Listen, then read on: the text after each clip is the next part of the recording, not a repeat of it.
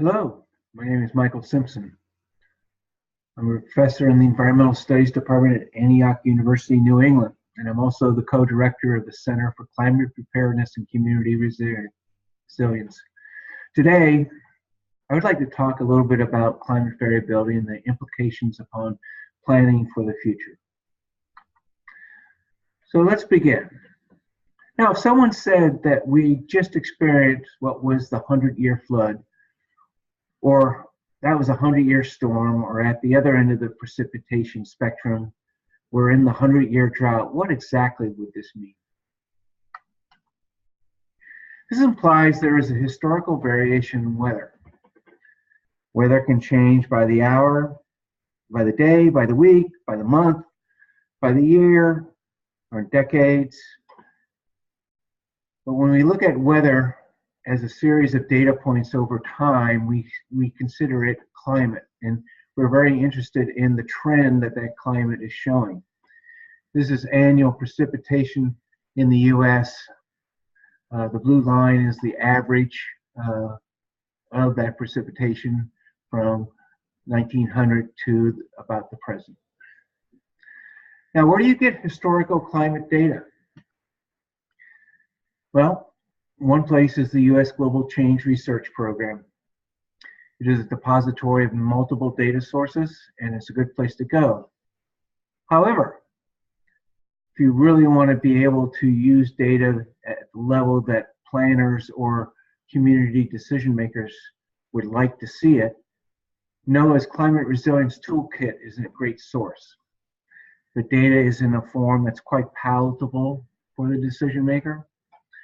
And you'll not only get historical data, but they do projections for data points into the future for different climatic factors. NASA has a series of data sets that is a great source if you're going to go in deeper into the climate data. And then you could always go to your National Weather Service, just to the weather station that is closest to you. You can get historical data that goes back into the 20th century for multiple data parameters that are applied to climate. Now, historical design decisions where we make changes on the landscape have been made within the context that the future will be as the past. And as a result, there's an expected variability of weather over time, and that climate will be the same as we move forward with the variability expected. Now, an engineer that designs a stream road crossing or a dam or even a rain garden is looking for a very specific value to use in their design for rainfall so that they can be assured that the design has the proper capacity for its intent. That amount, that value of specific historic rainfall is known as the design storm. The data that feeds such numbers is collected across the United States at climate data center stations. The data can be in multiple forms. You can find it in a rainfall over a 24-hour period, a 12-hour period, a 6-hour period. And even for some stations, you will find historic data that goes down to 15-minute intervals. NOAA's National Climate Data Center, which oversees these stations, basically allows you to go to any location where there is one of these stations and look at data that's very pertinent to you and the specific surroundings of your environment. So when you go to the National Climate Data Center, you can actually enter your zip code or your address, and it will take you to the area, and you can look at historic trends that have been occurring in your area recently. And as you dive into the data sets, you can also see historic. Now, engineers that design water conveyance infrastructure of any kind historically have used a set of numbers coming out of what's called technical paper 40 or TP40. These are the values they are looking for design for different periods of rainfall. And this is based on a set of data collected from the 1920s to the 1950s and then was looked at statistically to come up with a mean average that would help guide engineers as they created things on the landscape. However, if you go back to the curve I showed you, and we look at the moving average, the blue line of annual precipitation over time, this is mean precipitation, you'll see that before 1950, the mean was quite different than after 1950.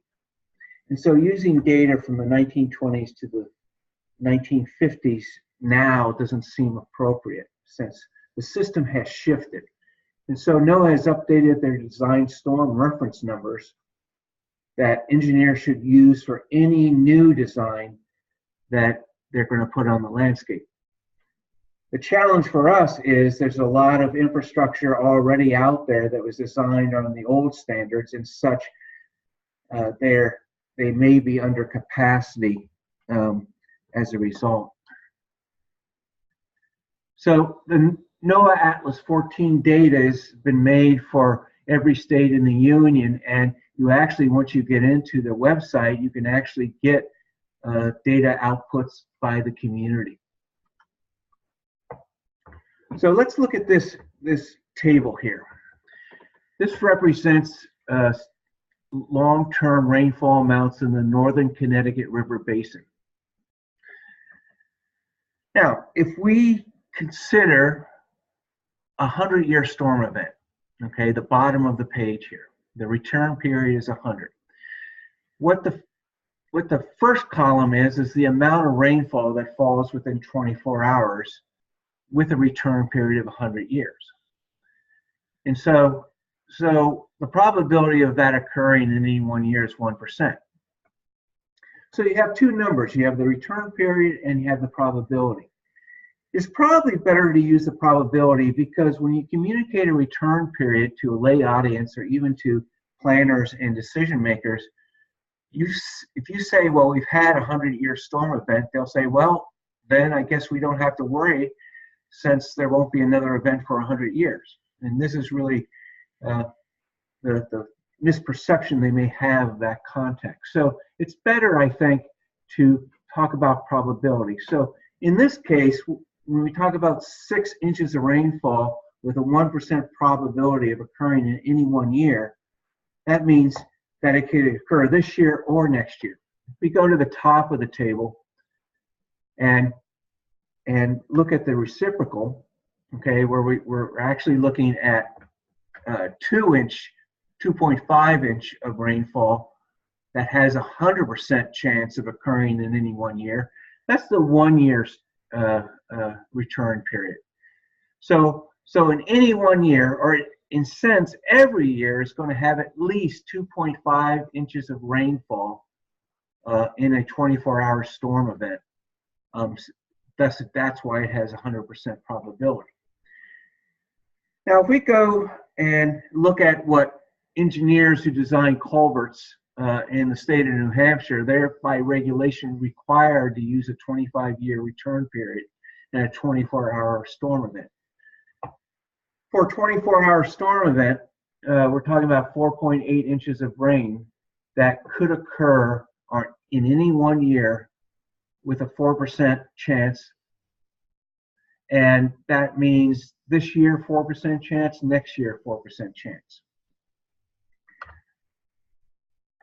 So 2 points to highlight. First, to get the probability of a specific return period, just divide 100 by the return period.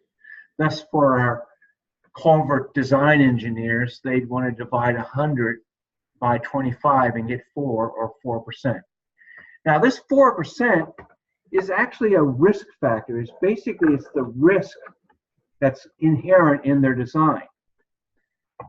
And so they could choose any return period, any probability, but 4% is on the regulations for the state of New Hampshire. The second issue to remember is that when we talk about probability, it's like flipping a coin.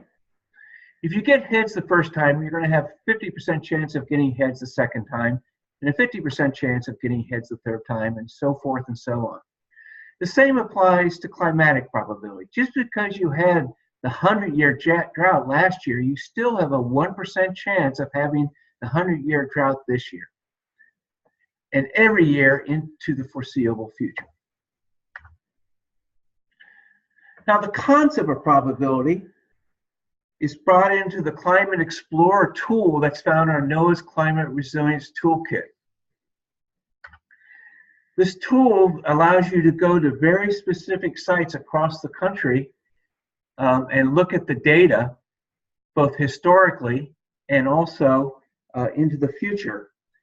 And so when you go to weather and tidal stations, you can actually go to a very specific weather station, and they will look at both the historic, which is the blue precipitation, and the potential future. In this case, we're looking at a high emissions or a pessimistic future, where the red line in the middle is the moving average. Now, you can also, when you go into weather and tidal stations, you can go to thresholds. And this is a great tool to really start to look at return periods and probability.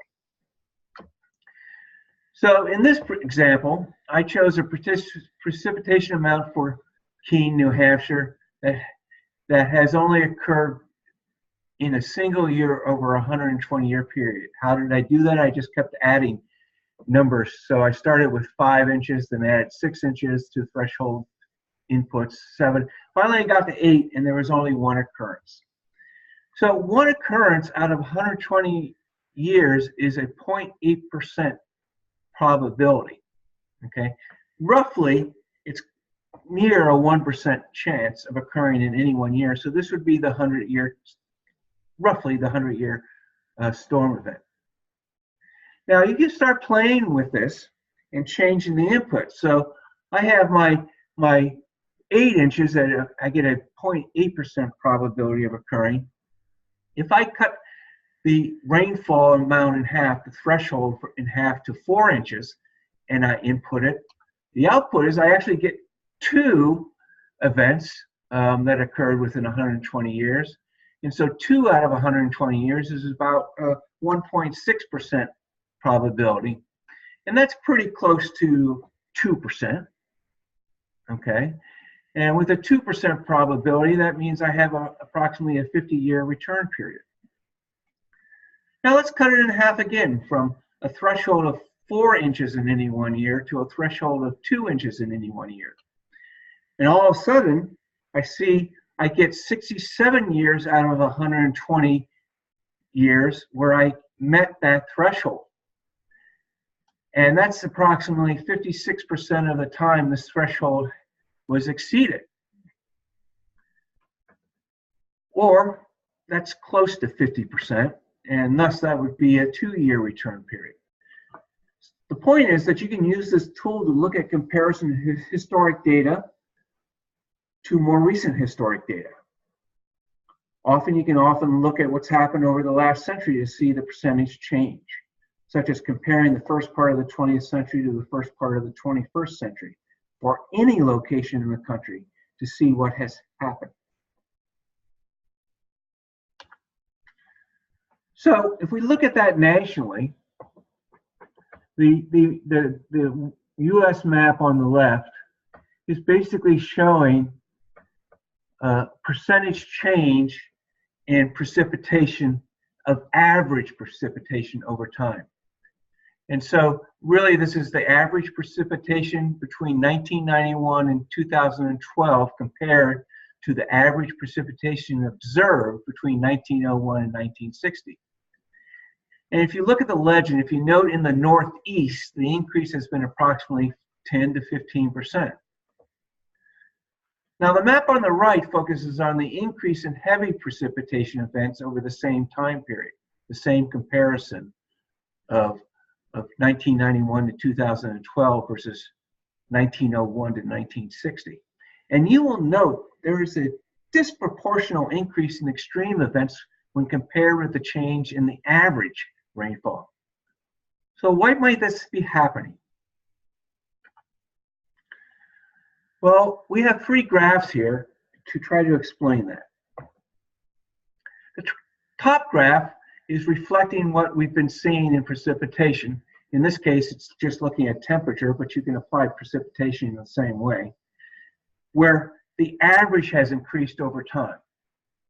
And when you increase the mean, the curve shifts to the right.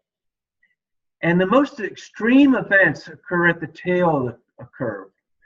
And as a result, as you shift the curve to the right, there's more area under the curve that's going to be in the extreme range. Now, the middle graph reflects what scientists have been observing about historical variability. And that is, they have seen as the climate is warm, there has also been an increase in variability of climate events. As such, in the middle graph, you have a normalized curve that gets flattened as the range increases. And as the range increases, also the area under the curve for the extreme events, the tail increases. Now the bottom graph, this is the combination of the two dynamics of what we're seeing in the real world, with both an increase in mean and increase in variability of events such as precipitation or temperature. And you can see that with both moving of the curve to the right and flattening the curve out, you actually get a significant or disproportionate increase in the extreme events, the area under the curve, which is what we were seeing previously with our precipitation maps. Now, this is a data set from Central Park since 1869. I'm going to use this to talk a little about vulnerability and variability of data.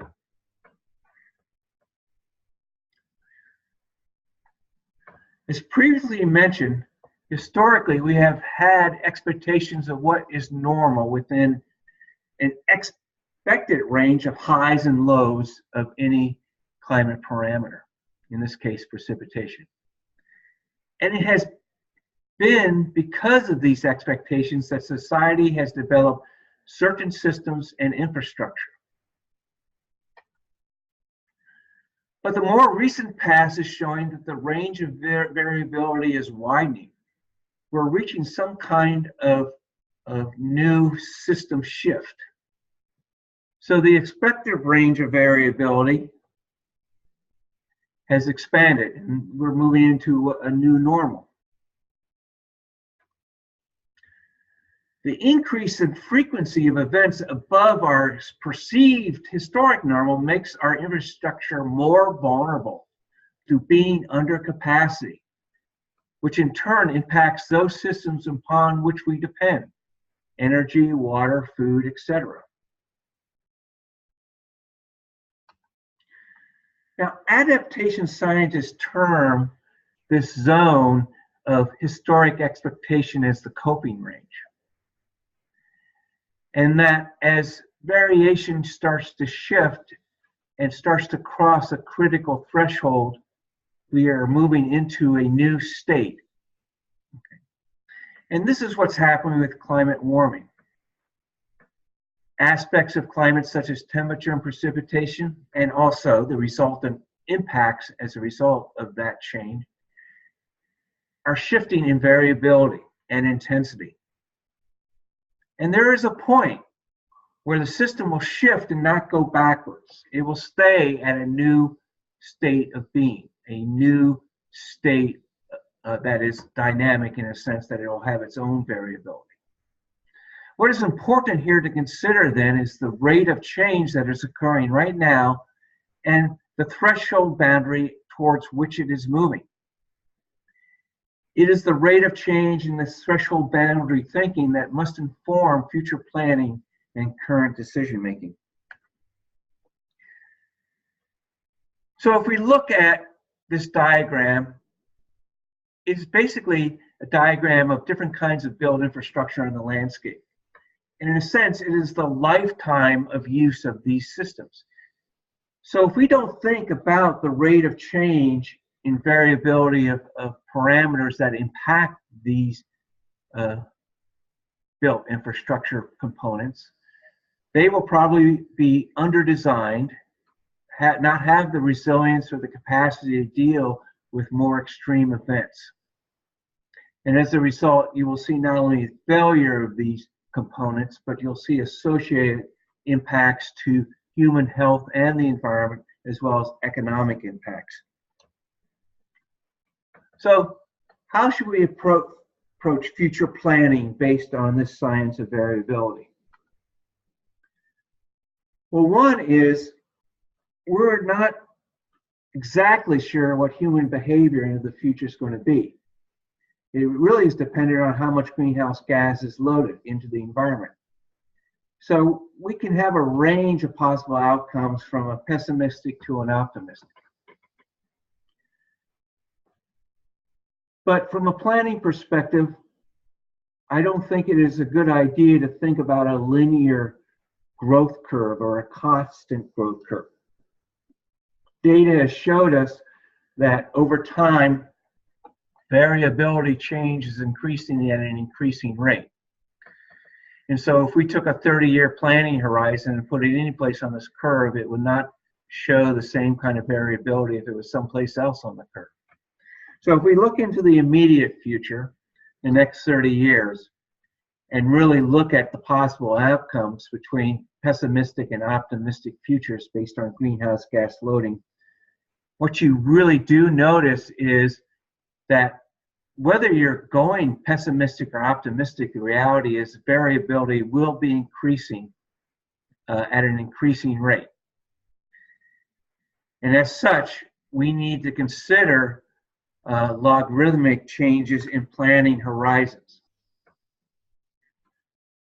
But even though the scientists say by 2100, this is what precipitation will be, or this is what the global temperature will be, this curve, even though it's exponential and reflective of what we've been seeing based on historic data, it's hard to tell exactly how steep this curve can be. And this is just reinforced by the National Research Council with their recent publication on abrupt climate change. They state that the climate is complex with multiple dynamics, and those dynamics are so complex that there's a series of reinforcing or positive feedbacks we have yet to truly understand that may cause society to reach those critical thresholds much sooner than expected, where the system will shift dramatically. And so these rapid shifts may be very hard to predict. And so if we think about our planning horizon and say, we know we're going to be at some point by 2100, but we're not exactly sure how quickly things will change, we should think about those changes as a step function that will be crossing thresholds sometime in the future. We won't know exactly when they will occur and how extreme they be, but we know that's how we should think about planning. And so, due to this uncertainty in regards to climate and the scale of the resultant impacts, we need to shift our concept of the planning horizons. Planning will necessarily need to be dependent on continuous scientific monitoring. And that scientific information will go into planning future changes on the landscape, changing systems, both institutional and economic, to respond to those changes. But that planning will be short-lived because we're not sure how fast we'll cross a threshold. So the monitoring needs to continue. The planning needs to be iterative over the future. And thus, the challenge is science, which we're looking at proxies on the landscape to see whether we're moving towards a threshold or a bifurcation in the system and moving into a new system state. They need to take that information and quickly transform it into information that is useful for planners and ultimately for decision makers.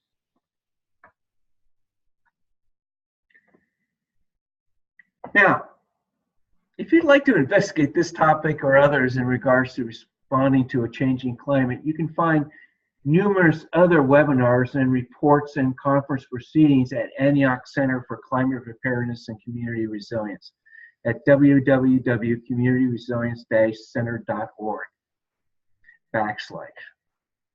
Now, I want to thank you for your time and your attention, and I hope you have a nice day.